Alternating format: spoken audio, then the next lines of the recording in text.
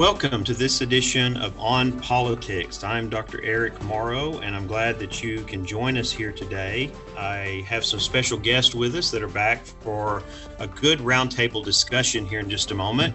But before we get there, I do want to remind you that you can find us on Facebook. That's On Politics with Eric Morrow, where we post articles that are related to our conversations and to the stories, information, and issues that we cover.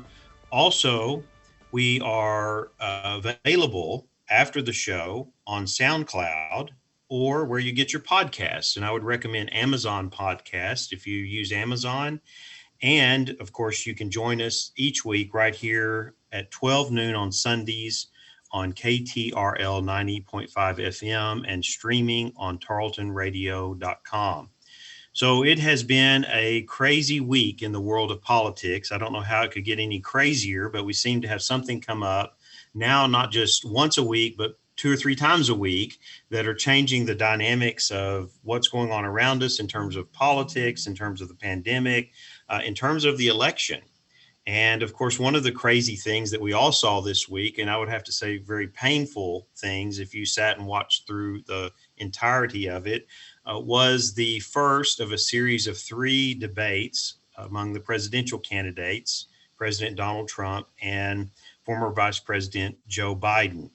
And so I know you've heard a lot of different perspectives maybe on this. You've read things, you've seen things on television, but we wanted to provide our listeners with an analysis right here at home, right here in Stephenville and in the region, with 2 of my colleagues here at Tarleton State. I want to welcome back to the show Casey Thompson, who is an assistant professor of legal studies in the Department of Government, Legal Studies and Philosophy, and also our colleague, Dr. Marcy Reynolds, who is an assistant professor of political science, to do what we did about a month, 6 weeks ago, where we had a roundtable discussion and just threw things out there and looked at it from different perspectives. And so that's what's great about working with both of you, not only here at Tarleton in our program, but also in the textbook that we're working on together on public policy in Texas, but to look at these issues that are happening and offer those different perspectives to our listeners. So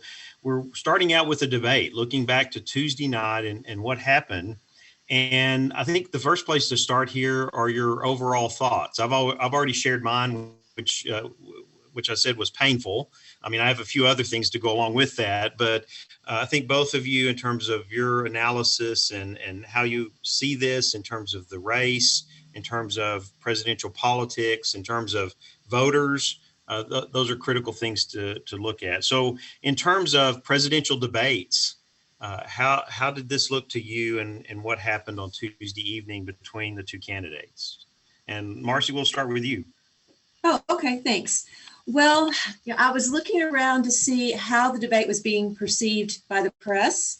And I went to different ideological outlets, they have a spectrum of ideology. So I tried to cover different outlets and see what they said about the debate. I also went to some international news media outlets to see what they were saying about the debate. And I could not find one headline that was positive about the debate, unfortunately. There were some quips from the articles, but by and large, I think what they were saying about the debates is symbolized by a headline in a German newspaper that said, "A TV duel like a car accident." And I really feel like that's kind of what it was. It was a duel going back and forth, and yet it was like a car accident that I just couldn't turn away from. Just had to see how this was going to progress. And it wasn't a surprise that Trump came out swinging, because that's what had been talked about prior to the debate, that he was going to be on the attack, and he certainly was. I was surprised about how much he was on the attack, perhaps, and how many times that he did try to interrupt and overcome what Biden was saying, and even the moderator, Chris Wallace. And I do think for Biden's part, he had to go in there and prove that he was tough and that he could withstand these attacks of Trump and be able to adjust and speak, to the public even so. And I don't think he did a really good job of that either. I think he did get sucked into going back and forth with Trump.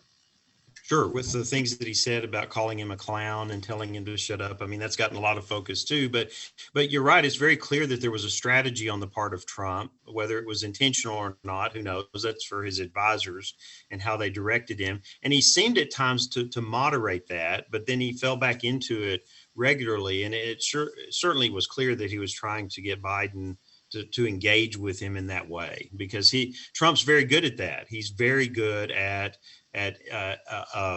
not just the talking over, but just trying to disrupt the flow of things. And so that what I think was expected, or we were all hoping for, was maybe more substance. It just can never get to that point. Although, Casey, I think you saw some things and saw a few things in this that I think are important. And you had mentioned about going back and looking at the transcript, which, if you take out all the interruptions, maybe that makes it a little different. But what are your thoughts on how things went and what we can take away from it? Well, I will agree with Marcy right off the bat. One of the headlines that I saw in doing the same kind of around the world look, my personal favorite was the one that said it was a train wreck that ran into a dumpster fire.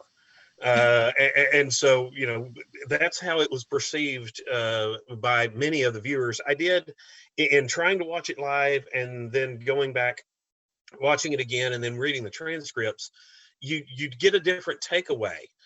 One of the first things I noticed was that by reading the transcripts, the first segment, 2 minutes uninterrupted. The next segment, 2 minutes uninterrupted. They both allowed the first segment to pass without interrupting each other. And then actually it was Vice President Biden that made the first interruption. He was the first one that stepped in. And I will agree with you. I think it is President Trump's approach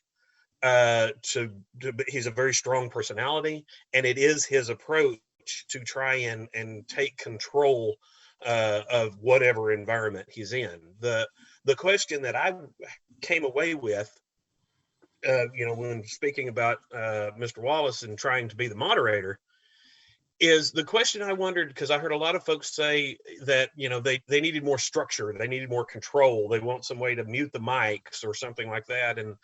And one of the questions that I walked away with was perhaps it's actually that there was too much control, because they try and structure it to where, okay, you get 2 minutes and then you get 2 minutes, and we try to keep everything balanced, and now you get a rebuttal time. And both of these people are good at speaking in public, and as soon as you start trying to put these type of artificial constraints around them, it starts causing some of this interruption that just seemed to snowball from that point, from trying to maybe try and over control the environment. So one of the first questions that comes out of any debate, any of these types of debates, is the impact. How much impact is this having on viewers, on voters, and so on? And I think we have to look at impact while the debate was airing. Of course, the viewing numbers, this was the second most watched political event. The first one was the first debate with Hillary Clinton in 2016. So that already kind of indicates either one, that a lot of people have already made up their mind and they didn't want to watch it, or as we know, and this is what we hear oftentimes from political scientists and others in our fields, is, well, I'm not going to watch it. I'll read about it after and get the analysis, because sometimes that has more influence than the actual event itself. And I'll give some examples of that shortly. But what do you think, Casey, was the impact here during the event itself? And what that, if any, had any impact on the campaigns or the election? My gut reaction from immediately after the debate was that it rallied both of the bases. It rallied President Trump's basis, because those folks that are his avid supporters wanted to see the fight, wanted to see that aggression that he's famous for. I think it rallied some of Vice President Biden's base, because he did perform very well. There was a lot of conversation ahead of the debate about, his ability, if he was still the same Joe Biden that was there, a decade ago. And I think he answered a lot of those questions and did very well. If someone came in as an undecided voter, if someone came in to try and learn something from this, they probably turned it off because it didn't have a lot of depth in from a policy perspective point. So as far as impact, the impact that it had on voting, I don't know that it changed any votes, because the ardent supporters for both sides, it's not going to change theirs. And I think anybody that came in with an honest desire to learn something was probably disappointed and didn't learn anything. Right. I think what's out there in social media and so forth is affirming that, because whoever's on whichever side you're on, those people are claiming, well, this person won that debate, or this person was clearly in control, or look how rudely the other candidate treated my person, so on. Marcy, in looking at that, and I don't know, you may have some things to add to what Casey said, but also post debate, and you've looked at a lot of media outlets. You've looked at how this was covered and then portrayed, and oftentimes that has a lot of influence, because people zero in, journalists zero in on certain things, and then those become even more highlighted than they were during the actual debate itself. Basically, because this is moving so quickly, you don't really have time to stop and think. You're on to the next thing, and okay, what actually happened there? Do you see any key issues there coming out of this that are just getting that major attention that will kind of be the remnant of the debate, that whether it has influence on voting or not, it's that topic of conversation that people are now having as they look back on the event on Tuesday night? Yes, well, I agree with Casey's analysis. And then when I was reading the post-debate articles and what they were saying about it, the one thing that I kept hearing again and again was about the white supremacist comments and how Trump refused to take a stand against white supremacy. And, why did he say Proud Boys, stand back and stand by? What did that mean? So there was a lot of commentary about that. But of course, the next day, Trump walked that back and said he didn't know about the Proud Boys organization. And then he also used the word stand down when he was making that announcement. So that was a big deal, especially right after the debate. I heard a lot of people talking about that. As another deal that people are still talking about is about peacefully accepting the results of the election. There's a little bit of concern now about what's going to happen if, Trump does not clearly win, or, if we're waiting for those absentee ballots to be counted, how long is that going to take? Is there going to be a peaceful transition of power if that needs to occur? So those are the two issues. Yes, yeah, and on both of those issues, on the first one, so when I was watching it, I could see, and he said it 3 times, Trump said, sure, sure, sure. Of course, sure is one of those responses, like, I know when my wife texts me and she says, would you like this for dinner? And you go, sure. Sometimes that's not enough, right? It's like, is that what you really want? Or do you want something else, or so on? And so I think what we see, and one side could say, well, this got blown out of proportion. He said, and this is what his press secretary said, well, he said, sure, in response. Will you, the question was, will you denounce these organizations? Will you denounce white supremacists and so forth? And he goes, sure, and sure, and sure. And then he doesn't help himself with that additional comment. And I'm wondering too in this, and you might have some thoughts on this as well, that the Proud Boys thing came in there because there's probably been discussions around these groups in his intelligence briefings.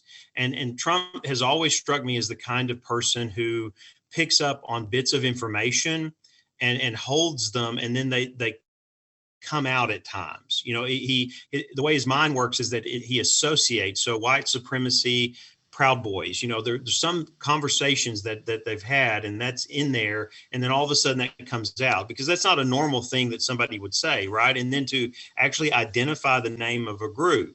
And so I was thinking here, wow, he kind of jumbled this at a point where he really shouldn't. He shouldn't have said that name. He of course, everybody or most people are saying he should have been more affirmative in denouncing white supremacist groups and so forth. And he's done it in different settings, but it's been nuanced all throughout his presidency, because he'll say one thing and then he'll come back and say something else. And so I don't know that helped him, and certainly that got a lot of media attention. I don't know if either of you have any thoughts on that, on having watched that, or like Casey, in reviewing the transcripts, how does that come across, and what Trump's actually either doing or not doing, or is he kind of hurting himself there, or is it enough? Did he affirm enough? Well, I don't think he affirmed enough in this debate. In reading the transcript, honestly, when I watched it the first time, I couldn't tell who said Proud Boys. I couldn't tell if he said it, if Biden said it, if Wallace said it. I couldn't even tell where the word came from. And so in the transcripts, it kind of helps it clear up. What I took out of it, especially kind of after reflection later, I think one of the things that he was struggling with so much, he being President Trump, is that Wallace said, "Will you denounce them?" And he said, "Sure." And then Wallace said, "Well, then do it." And anytime you tell President Trump to do something, he's not going to. And so he wasn't going to repeat after me, say those words that I'm telling you to say, because it's somebody else in control and he's responding to it. So his personality is not going to allow him to do that. The thing that, I had to go back and do some research to make sure I was right on this point, but the thing that I thought was odd was that this question was here anyway. I know, and I agree, he said some things that are problematic, but the very same debate moderator asked the very same candidate at the time the very same question in a primary debate in 2016, and he answered it with, "I denounce this person, I denounce this group, I denounce this." And then right after the Charlottesville incidents, which kind of was the question that brought all this up, he did it again. And there's two or three different places you can find it. The one I found was a Time magazine article from 2017 that had the transcript of his statements, and it's emphatic, it's clear. Now, there are other things that he has said that aren't as clear and cause some problems, but it seemed odd to me that this was the same question from the same person to the same guy. That's the same thing they did 4 years ago. Right. And I didn't know why. But man, hey, I do think President Trump would have been better served being much more positive in his statement of denouncing, instead of just kind of sure, what is it you want me to do here? Right. Yeah, I agree with you on that point of him not, because then it's forced, because you're having the moderator ask the question for a specific answer, and Trump was not prepared, and he usually needs it as a statement to be able to offer detail to that, to say, okay, this is what we're doing against white supremacy. This is what we're doing against these radical groups, and so on. And because it was very clear in terms of jumping off on Antifa and trying to get that into the dialogue, that he just wasn't ready to respond to that, not only in maybe in a more appropriate way, but just responding and saying, yes, I denounce them, would have been forced because of the moderator. Not that that's not what he believes. I mean, I honestly think if he knew enough about these groups, or hopefully he does, but that I think right now he's behind in the polls. He's concerned about voting and so on, or it just was on the fly and he just wasn't ready. He just wasn't prepared to be able to answer that in a way that would have been beneficial to him. I think that could have been a high point in the debate if he would have responded with some context and been able to address that in showing what steps and try to cure that he's taken as president, but try to clear up confusion, because that's why the question's there is because there's confusion, because he just can't get it out in a way that people understand where he is on some of these issues. What other critical moments Marcy, when you look at the debate, do you see any other what we could say maybe takeaway moments that have either we saw it, or it's been shaped by how the story of the debate and the how the media and political parties and people are reflecting on this now after it's happened? Well, I think with the two parties, there's this general approach to what does the general welfare mean. So in the Constitution's preamble, of course, our country is designed to promote the general welfare. So, okay, what does that mean? And underneath all the back and forth in the debate, I did see some traces of that argument being put forth, where on the Republican side, the general welfare is best served by promoting the economy, strengthening the economy, getting businesses up and running again.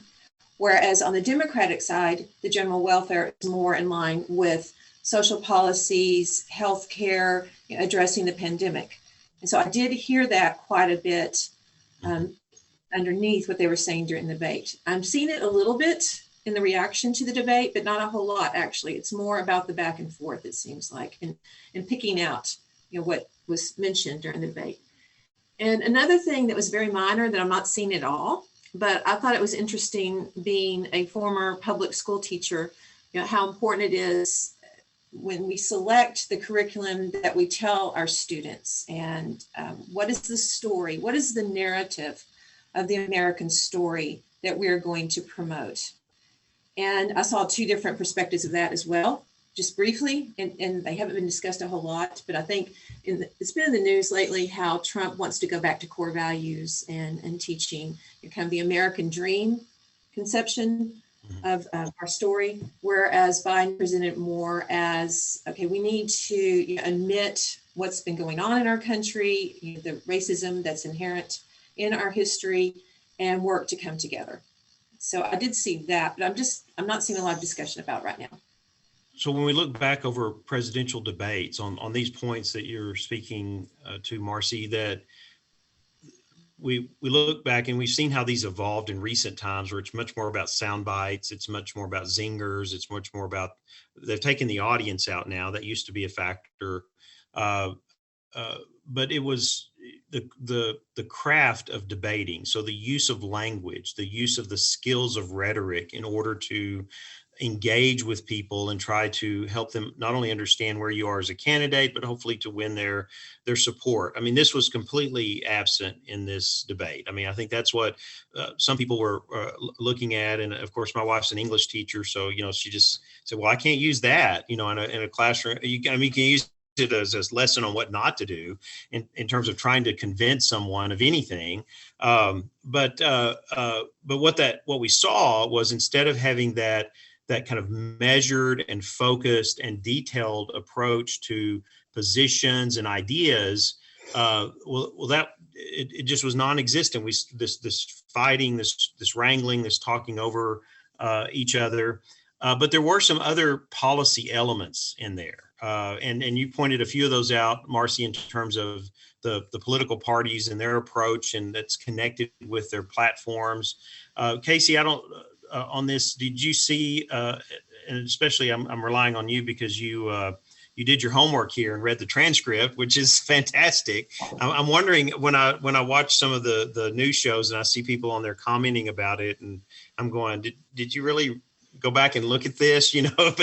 But policy, what else can we take away that may give us some idea? And is it really anything that we didn't either already know, or was it even substantive enough to really to engage people in thinking at that level? Well, I would say I want to comment on Marcy's point, because I saw the exact same thing, and between the two difference of the parties and their approaches.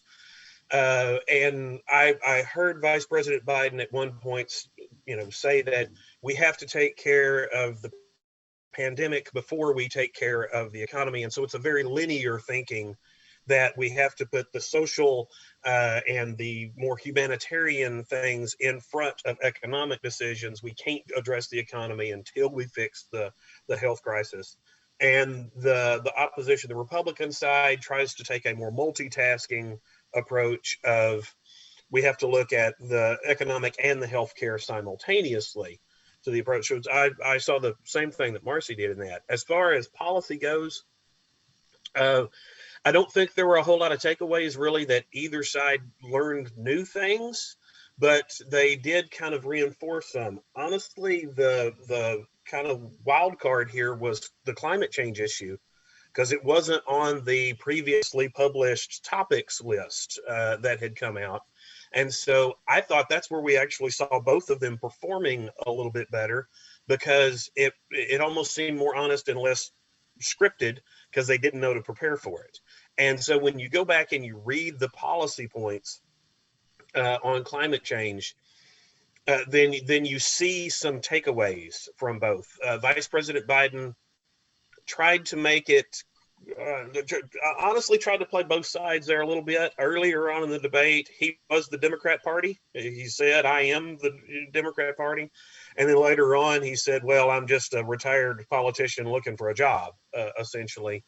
And then he said, well, the new Green Deal is not my deal. My deal's the Biden deal. And that's the first I'd ever heard of the Biden plan. And so that was kind of news breaking. I don't know what the details are, because I don't know that anybody else does either. But, he was trying to separate himself some on the climate change issue from the Green New Deal standards.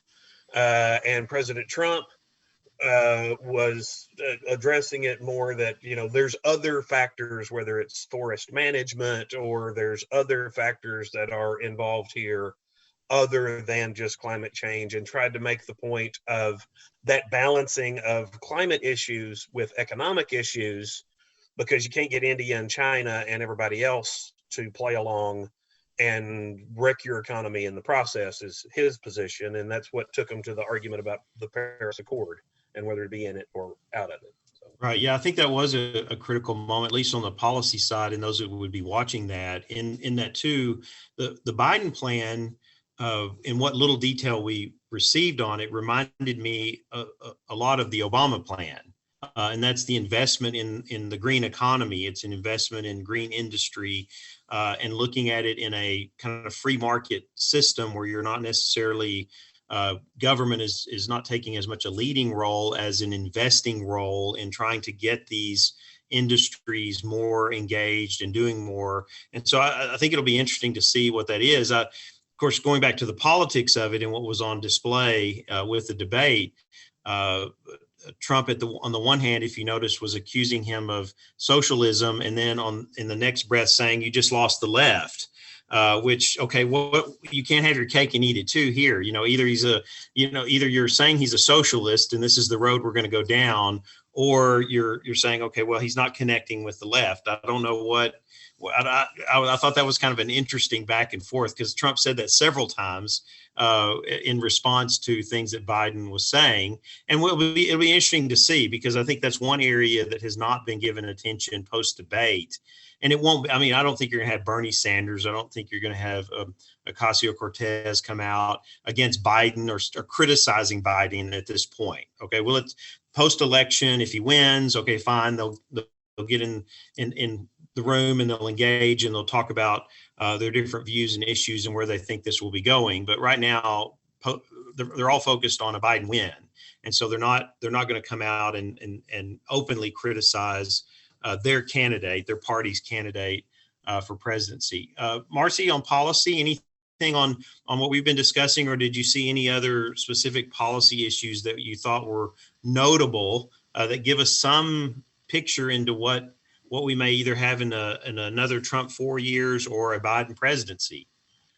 Well, I wanted to piggyback about not the new Green Deal, but the Biden plan. Right, yes. Exactly. So I did look that up a little bit, and you're right. Those environmental components of the Green New Deal is part of Biden's plan, but he is backing away from the social policies where every American family would be guaranteed a job, those kinds of things that are in the Green New Deal. So it's a little bit of a difference, but it is on his website. Yeah. Then also he mentioned the expansion of the Affordable Care Act.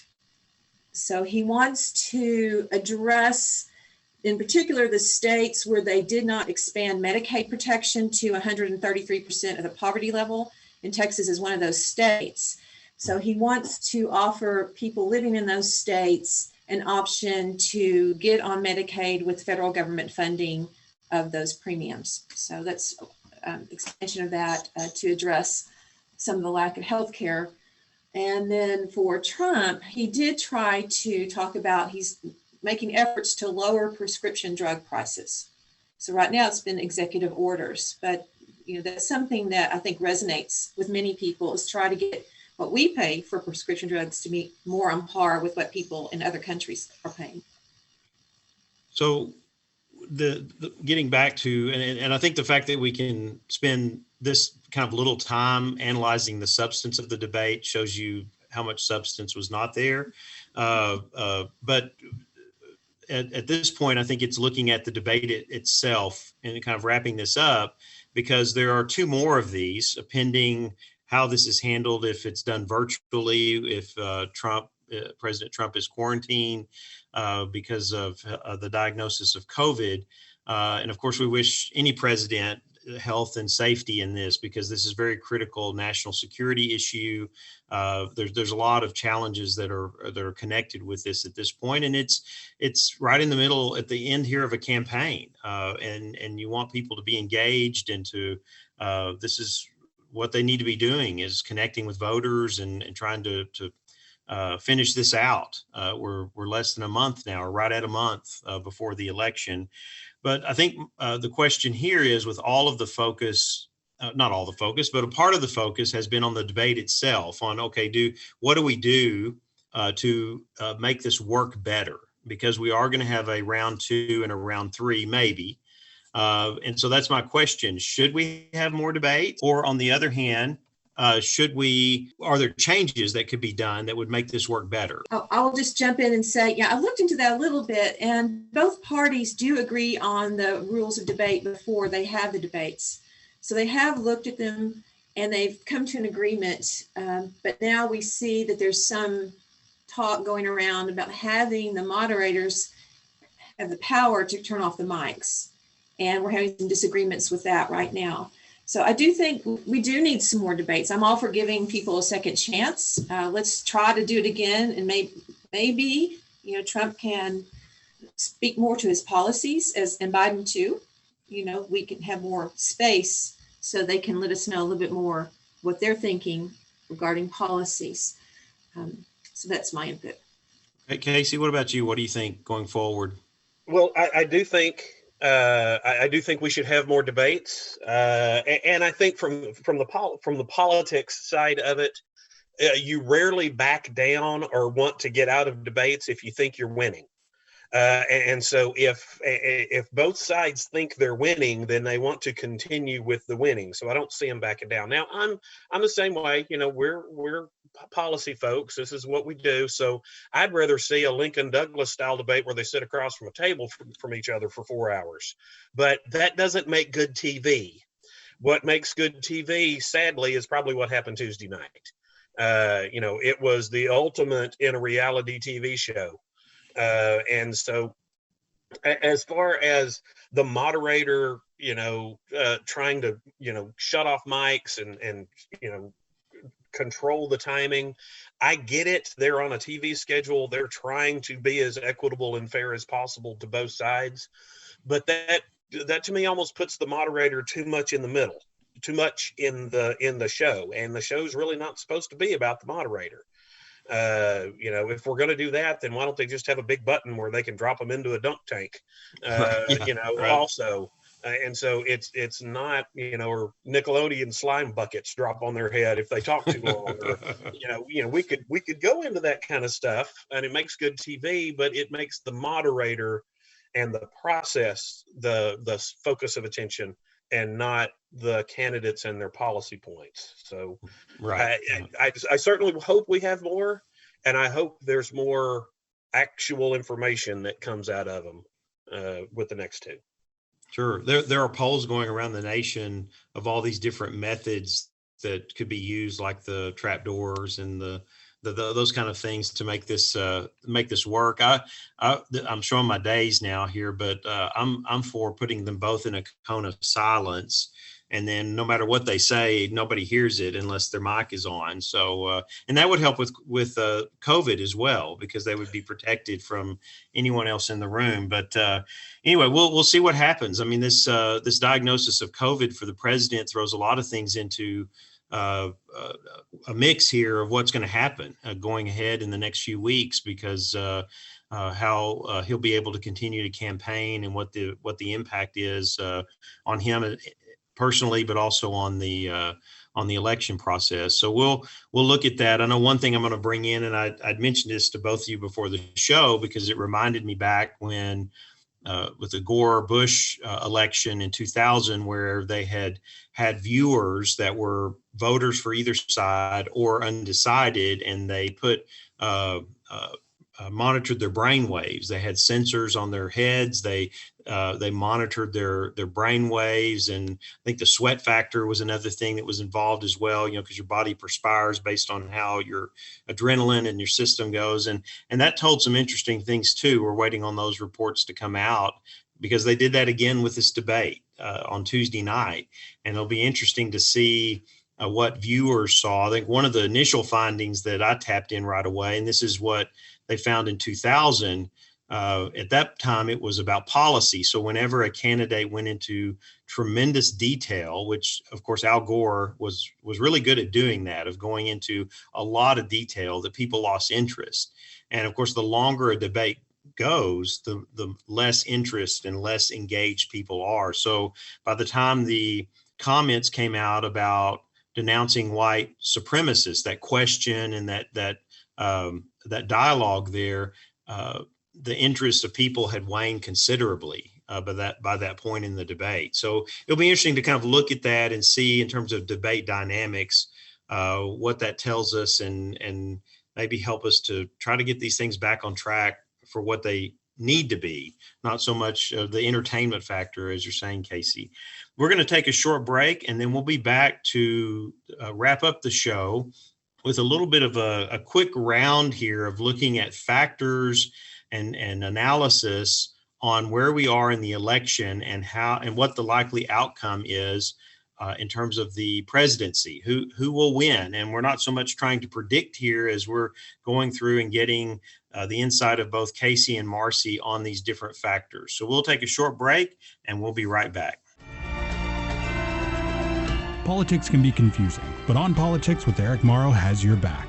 Follow the show on Facebook. Search On Politics with Eric Morrow to stay up to date with the show and all the sources to follow right along.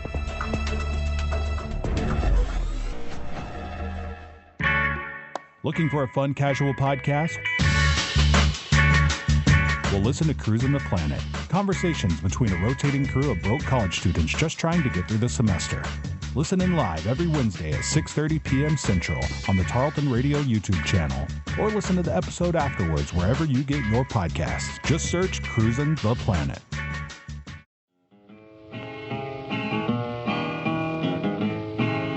T for Texas. T for Texas is a Texas-based history podcast from historian Dr. T. Lindsay Baker.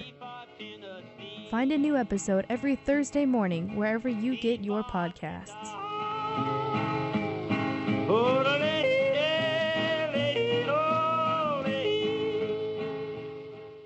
Welcome back to On Politics. I'm Dr. Eric Morrow, and we're joined today by my colleagues Casey Thompson and Marcy Reynolds, and we all teach in the Department of Government, legal studies. Sorry, I don't want to forget that, Casey. Legal studies and philosophy.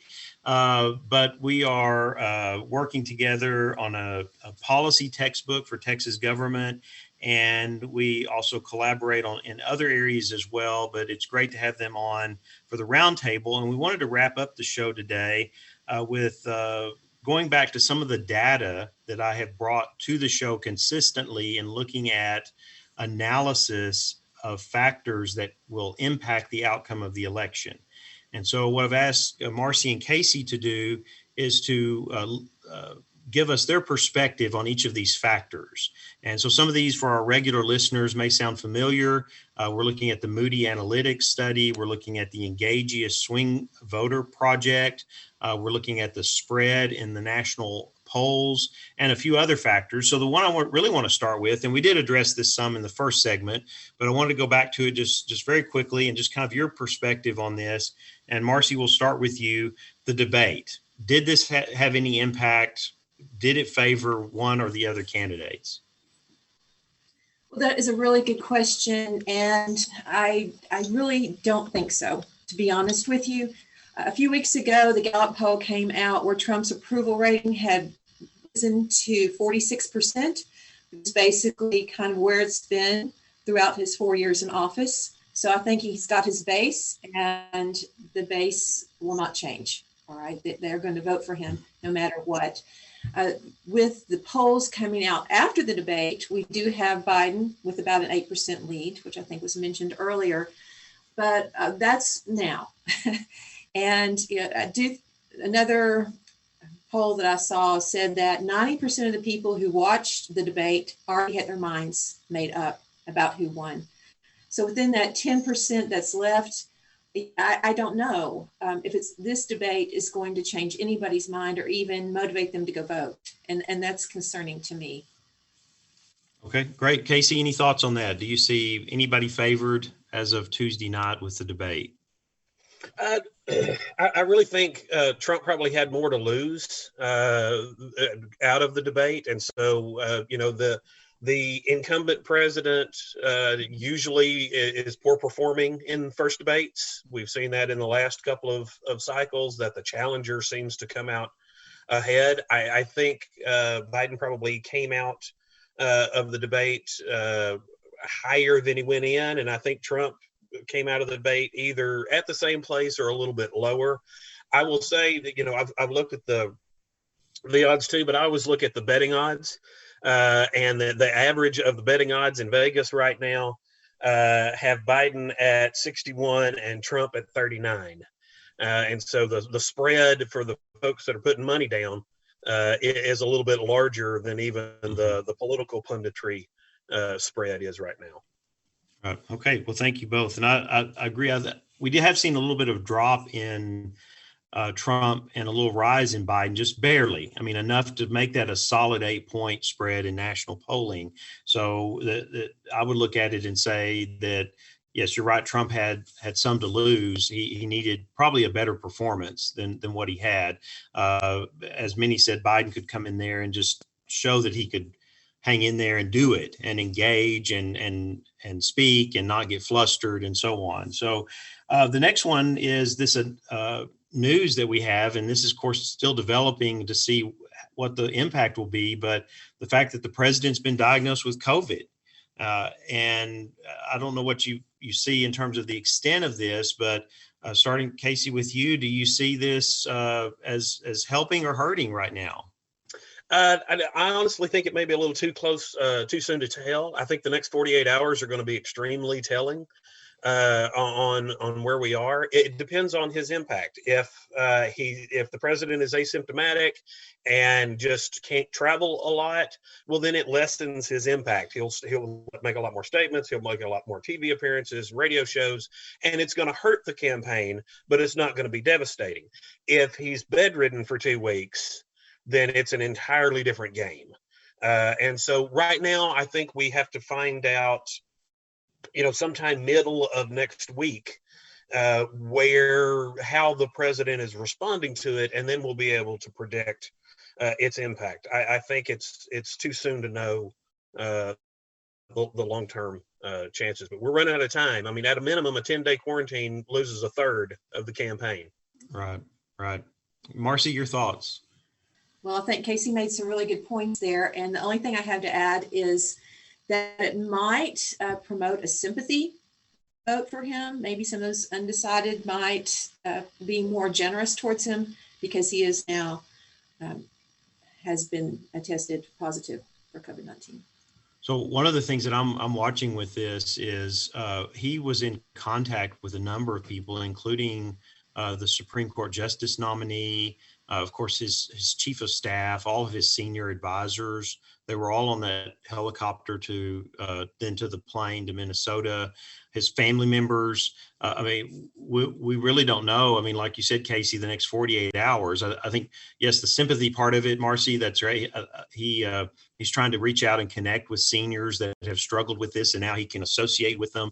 But if people around him start to have this and test positive for this, this could affect a number of different things that are going on right now.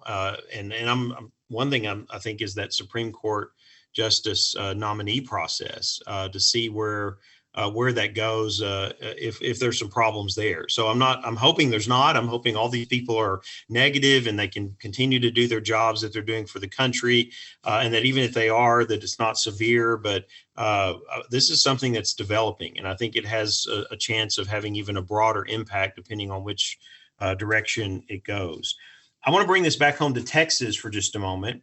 So we've had a couple of announcements this past week by Governor Abbott, executive orders that have, or one executive order that limited the places in each county. So he limited it to one where you can drop off mail-in ballots. And so that creates some very significant challenges. Harris County, Tarrant County, Dallas County. I mean, some of these places where you've got 1 million people or more, which is larger, the population is larger than 26 different states. I mean, Harris County has a larger population than 26 other states in the U.S., and yet you're saying there's one location where you can drop off. The other one is one that he's trying to do, and that is to reduce early voting, which is about to start in Texas. So it'll be a 3-week period that starts in mid-October to reduce that down to 2 weeks. So here we are about a little over a week away from early voting starting, and he wants to diminish that time. Impact, and I know other states are trying to do similar things. You've got all kinds of things in the courts all over the country trying to test this. But in terms of the election itself and who that benefits, where do you see this in terms of the when we look at it on the national level, and then how that actually works here in Texas, or what challenges that may create? Marcy, do you have some thoughts? Right. That's a really good point and really good questions, Eric. Thank you for that. I think, in counties like Harris or Tarrant and somewhat less in Dallas, there is such a lack of mass transportation. So these people who do want to submit their absentee ballots, they are going to have to try to find transportation to get there to that one place. And so those people who would like transportation to go to that one location are usually people who have less money and who would tend to vote more Democrat. So for that reason, I would argue that this will favor the Republican Party as these policies are put in place. Casey, you have thoughts on it as well? Yeah, there's quite a few things. As you mentioned, the lawsuits, they had tried to expand early voting, and then there were lawsuits, and there was a ruling recently that said that was unconstitutional, and that had to be taken back. There's other lawsuits that have been put in on straight ticket voting. There was a law passed to get rid of straight ticket voting. There was a judge out in El Paso that tried to stay that, saying that it would cause longer lines and it would cause more exposure and health risk, and that's been before the court, and I think now the stay has been overturned. So but this is tremendously dynamic for 30 something days away from an election, that we're still working on procedure elements. And as far as the drop off place for the absentee ballots, I agree with Marcy's analysis completely on if you were going to pick a side that it impacts. I am curious, however, because this is such a new thing, I am curious how many people in Texas are actually going to try to take advantage of it. The absentee ballot, mail-in ballot kind of approach is a new thing to us. We've always had the absentee ballots, but it's a very restricted class of people essentially that have always had access to it. And so I don't know, with this close to the election, I'm curious to see what the impact is on how many people actually choose to use that as an option for voting? Well, there's more data that I want to get your perspectives on, but we're out of time today. And I want to thank you both for joining us right here on KTRL 90.5 FM. And these roundtables are great. And I had great compliments on the first one. So we're going to do this again as long as you're willing. But I want to thank our listeners for joining us today. Thank you, Marcy and Casey, for being on the air with us. And we'll continue to engage with these critical issues. And I hope we're planning an election night special. So I'm hoping that the two of you, if you're available, that we can get you on for part of that to look at what's happening on election day, to see what it tells us, and then all of the things that we've put into it, what it looks like ahead. So thank you again. Thank you for joining us, and we will look forward to being back with you again next Sunday at noon right here on KTRL 90.5 FM.